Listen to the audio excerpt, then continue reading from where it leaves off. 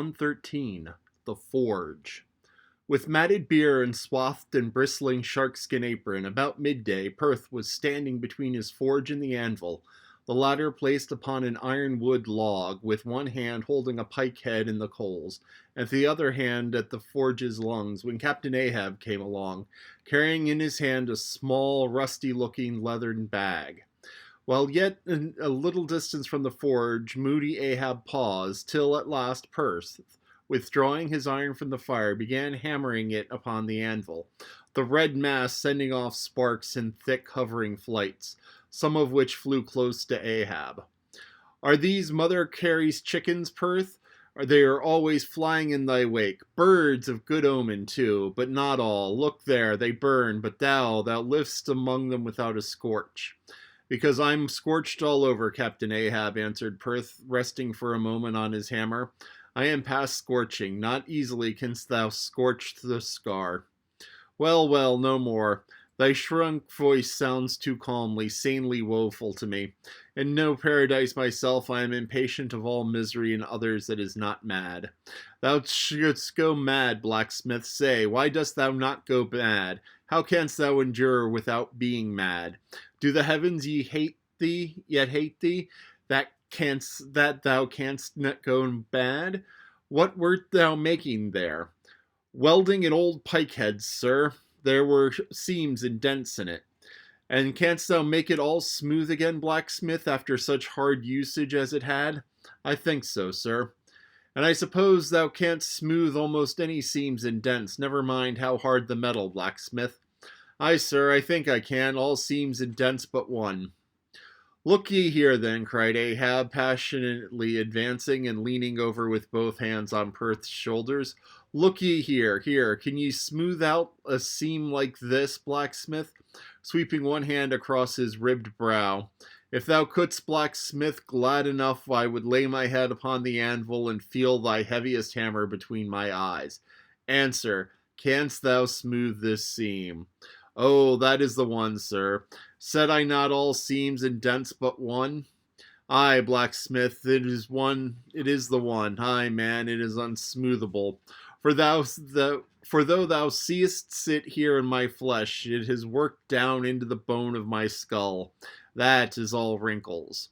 But away with child's play, no more gaffs and pikes today. Look ye here," jingling the leathern bag as if it were full of gold coins. "I too want a harpoon made. One that 1,000 yokes of fiends could not pull apart, Perth. Something that will stick in a whale like his own fin bone. There's the stuff," flinging the pouch upon the anvil. "Look ye, blacksmith, these are the gathered nail stubs of steel shoes of racing horses." "Horseshoe stubs, sir? Why, Captain Ahab, thou hast here then the best and stubbornest stuff we blacksmiths ever work. I know, old man, these stubs will weld together like glue from the melted bones of murderers. Quick, forge me a harpoon, and forge me first 12 rods for its shank. The wind, the twist, the hammer, these 12 together like yarns and strands of a tow line. Quick, I'll blow the fire." When at last the 12 rods were made, Ahab tried them, one, by spiraling them with his own hand round a long, heavy iron bolt. A flaw, rejecting the last one. "Work that over again, Perth." This done, Perth was about to begin welding the 12 into one when Ahab stayed his hand, and said he would weld his own iron. Then, with regular gasping hems, he hammered on the anvil. Perth passed to him the glowing rods, one after the other, and hard pressed the forge, shooting up its intense straight flame. The Parsee passed silently, and bowing over his head toward the fire, seemed invoking some curse or blessing on the toil. But as Ahab looked up, he slid aside. "What's that bunch of lucifers dodging about there for?" muttered Stubb, looking on from the forecastle. "That Parsee smells fire like a fusee, and he smells of it himself like a hot musket's powder pan." At last the shank, in one complete rod, received its final heat, and Perth, to temper it, plunged it all hissing into the cask of water nearby as the scalding steam shot up into Ahab's bent face. "Wouldst thou brand me, Perth?" wincing for a moment with the pain. "Have I been but forging my own branding iron, then?" Pray God not that, for I fear something. Captain Ahab, is not this harpoon for the white whale? For the white fiend, but now for the barbs. Thou must make them thyself, man. Here are my razors, the best of steel. Here, make the barbs as sharp as the needle sleet of the icy sea. For a moment the old blacksmith eyed the razors as though he would fain not to use them. Take them, man, I have no need for them, for now I now neither shave, sup, nor pray. But here, to work. Fashioned at last into an arrowy shape and welded by Perth to the shank, the steel soon pointed to the end of the iron, and as the blacksmith was about to give the barbs their final heat prior to tempering them, he cried to Ahab to place the water cask near. No, no, no water for that. I want it of true death temper. Ahoy there, Tashtigo, Queequeg, Dagu. What say ye, pagans? Will ye give me as much blood as will cover this barb, holding it up high? A cluster of dark nods replied, yes. 3 punctures were made in the heathen flesh, and the white whale's barbs were then tempered. Ego non baptismo te in name Patris sed in nomine Diabli, deliriously howled Ahab as the malignant iron scorchingly devoured the baptismal blood. Now, mustering the spare poles from below and selecting one of hickory with the bark still invested in it, Ahab fitted one end to the socket of the iron. A coil of new tow line was then unwound and some fathoms of it taken to the windlass and stretched to a great tension. Pressing his foot upon it, the rope hummed like a harp string. Then eagerly bending over it and sending no strandings, Ahab exclaimed, good, now for the seizings. At one extremity, the rope was unstranded, and the separate spread yarns were all braided and woven round the socket of the harpoon. The pole was then driven hard upon into the socket. From the lower end, the rope was traced halfway along the rope's pole and firmly secured so, with the intertwistings of the twine. This done, pole, iron, and rope, like the 3 fates, remained inseparable, and Ahab moodily stalked away with the weapon. The sound of his ivory leg and the sound of the hickory pole both hollowly ringing along every plank. But ere he entered his cabin, light, unnatural, half-bantering, yet most piteous sound was heard. O Pip, thy wretched laugh, thy idle but unresting eye, all thy strange mummeries not unmeaningly blended with the black tragedy of the melancholy ship and mocked it. This is the end of chapter 113. So Ahab had Perth, the blacksmith, make a special harpoon to go after Moby Dick. Now, he made it from iron, from nails from horseshoes, and razor blades. Now, there's different types of steel, and different types of steel for different things. Razor blades are made from a very hard steel that's good at keeping its edge. So, because they're made from typically a high carbon steel, which makes the steel firmer. So, because the steel is firmer, it keeps its edge more easily. So, you don't have to sharpen it as much. And it stays sharp longer. But on the other hand, it's harder to sharpen. And the nails were also a relatively hard steel. The blacksmith said, these are the hardest things that we work with. And Ahab is like, forge it together. So this can be a very sharp harpoon. This would be very great for piercing and cutting. But there's a problem.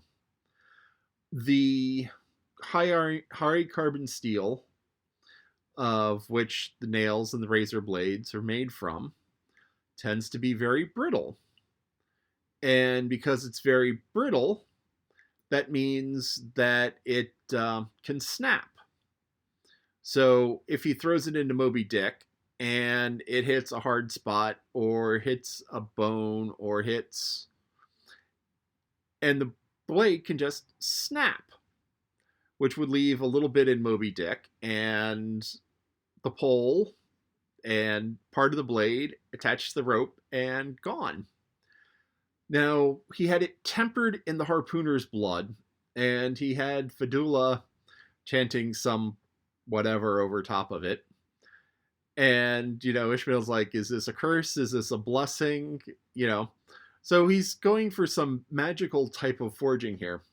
Now, there was an old story, totally not true, but it made a good story, that the old samurai swords were tempered by in the blood of slaves. And what would they do is they get the sword red, cherry hot, and stab a slave with it. And then that would temper it. Now, tempering the blade is done to give it different heat properties. Because you have different shaped crystals. And the idea of tempering is you get it hot and then you cool it quickly.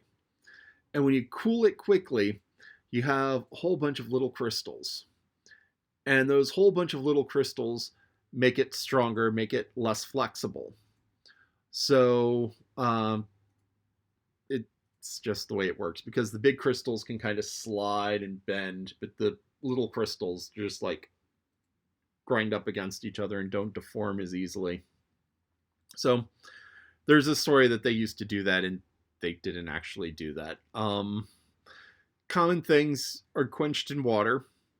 There are some people who go more exotic and quench it in oil. Now, you quench the blade in oil because that allows it to quench faster. Because although water carries more heat, or carries away more heat, and water carries away more heat than oil does, and water problem is that the water boils. And so what happens is if you have a really hot blade or really hot piece of metal that hits the water boils off from around the blade, and you kind of have this envelope of steam. And the envelope of steam keeps more water from touching the blade, so it doesn't cool off as quickly. But because oil doesn't boil until several hundred degrees, and oil boils significantly hotter than water does. Water boils at 212 Fahrenheit, 100 degrees Celsius. Most oils don't start boiling, or most cooking oils, that type of thing, don't start boiling until 800, 900 degrees. They start smoking and breaking down before that, but that doesn't really affect the blade.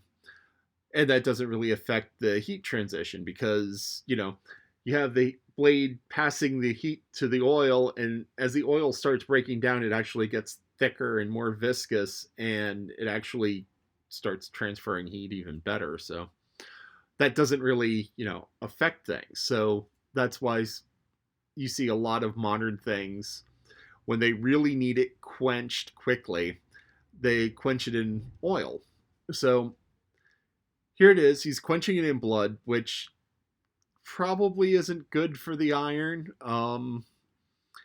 But, it makes it look cool. It's probably a cool thing. And, here he is. He's going for this whole sort of mystical, magical thing with it, because, the horseshoe nails from racehorses.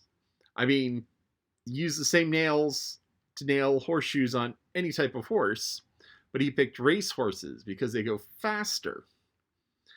And he took his blades and he's like, I'm not going to shave until I catch and kill Moby Dick. I'm not going to eat. I'm not going to sleep. So here you have Ahab, who's kind of unbalanced to begin with, doing things that will make him even more unbalanced. And hopefully we see the whale soon. We're running out of book.